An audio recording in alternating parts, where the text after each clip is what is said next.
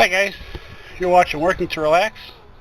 Follow me along here on today's journey. We're going to work on the 92 a little bit more and get the water heater pilot going and some other farting around here and see what else we can get done today. What I'm going to try and show you is yesterday we had the pilot working, just not working correctly.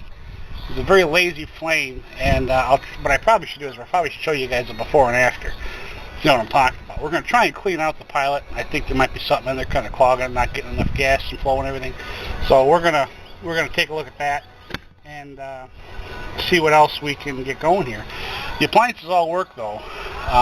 Furnace works great. Water heater works good, other than the pilot. So let's. I'll get some propane here and we'll see what happens. Okay. So for those of you who have not dealt with one of these water heaters before. A little quick thing about it here. This is your control for the valve. Back here, if you can see it, this little silver guy here, that's your temperature, and there is a little hash mark here. Some of the new ones are a little bit bigger hash marks, easier to see. That's your recommended temperature. More to the left is hotter, more to the right is colder. On the top of mine here, there's a little thing that indicates hot, cold, a sticker.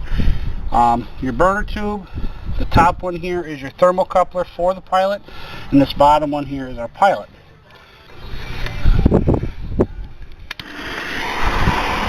What you do is you have to have an aiming flame or a striker or a torch. Set your knob here to pilot and hold it. You'll probably see a little flame popping out there. That's not where that's supposed to be. That little bitty lazy flame back there.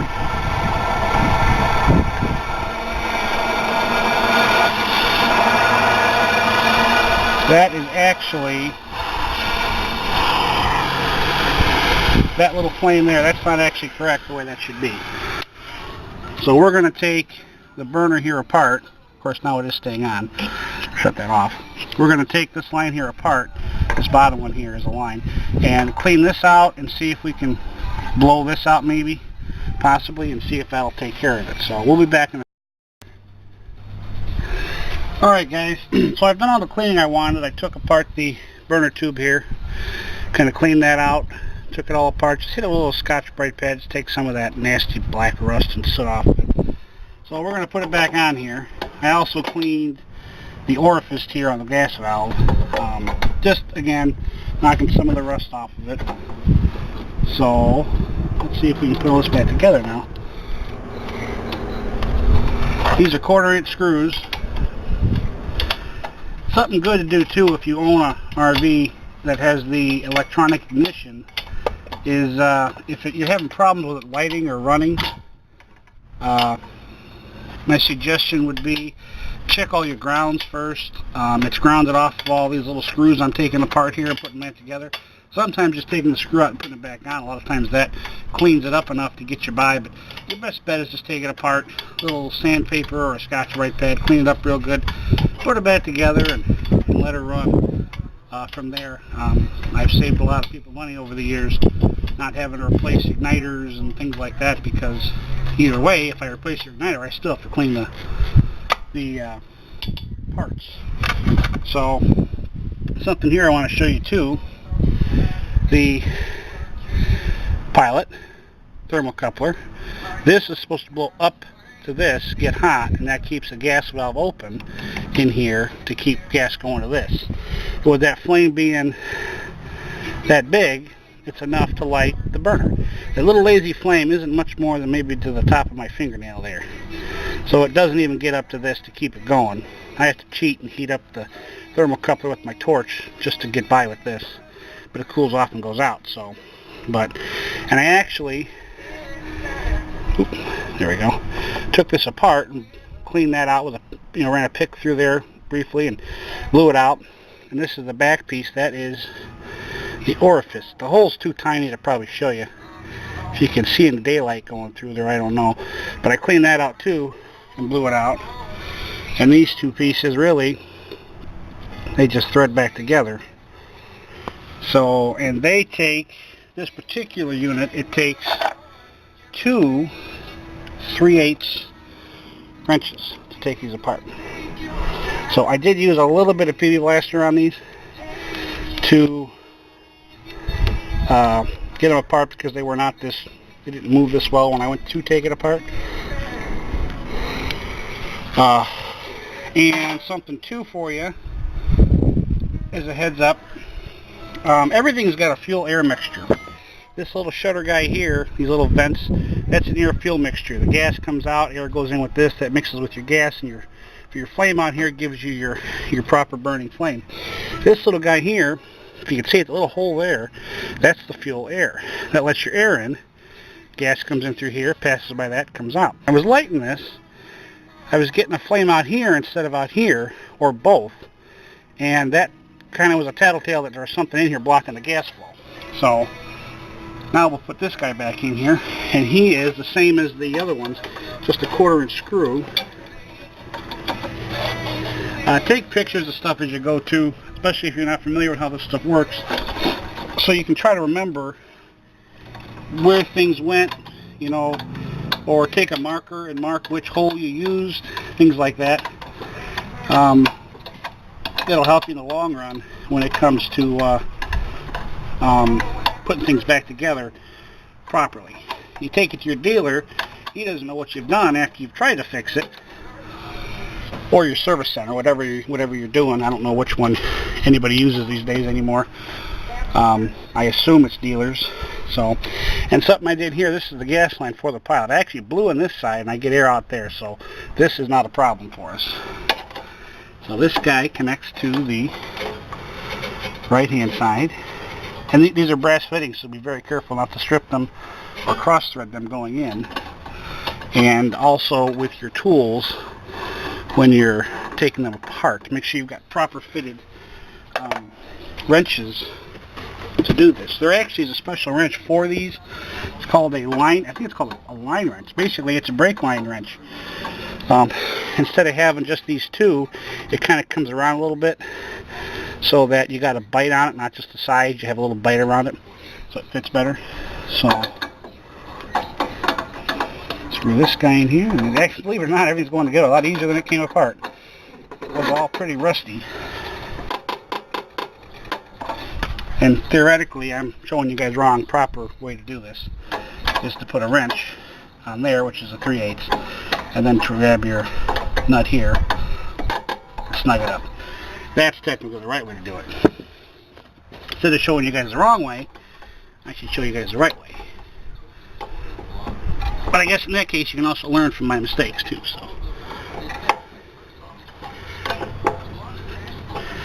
on some of those, and I probably should have showed you that, you can kind of see on this guy here, the thermocoupler. A lot of these have compression fittings, these gas appliances, and you'll kind of notice it when you take it apart. In fact, I got one right here, a big one right here to show you. The focus, the tip here, how it's tapered, and the straight edge here. This is your, I believe it's called a compression fitting, which actually is the same thing here for your gas line. This will thread in and it'll seal itself, so you shouldn't need any Teflon here.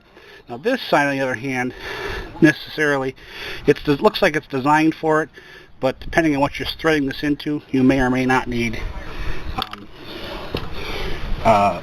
Teflon tape, or there's also some stuff out there called pipe dope.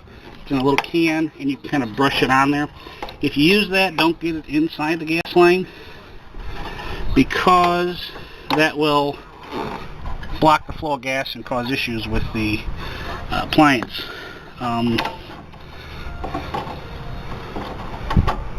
Let's see here.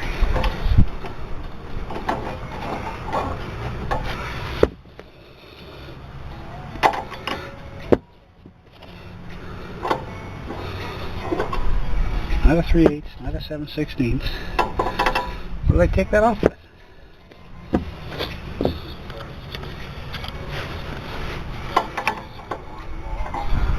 Huh. Well, you'd think I'd have all my tools out, I just took it apart with.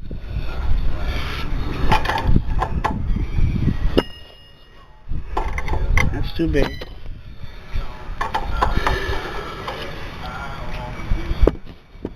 A little guy? Yep, I guess it is. It's a 3/8. The funny thing is here, I have two, I don't know if you can see that, I have two 3/8 wrenches. They're made by Husky. great set of wrenches. Weird thing is, this one doesn't fit the on here for crap. But this one here, being a shorty,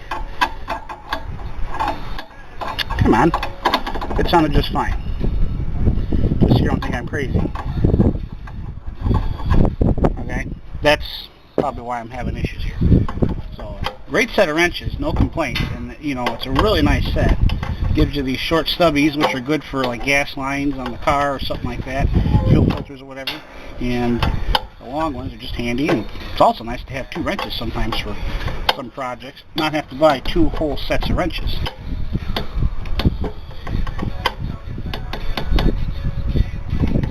I think we hit our bottom. I think I felt the wrench started to slip there. I did. So we'll stop with that. So, as long as we don't blow ourselves up here, I'd start praying if I was you guys. You're going to turn your valve here, there's a little arrow on top. Turn this around to pilot. Light your aim and flame or torch or whatever. Hit it to on and let her go.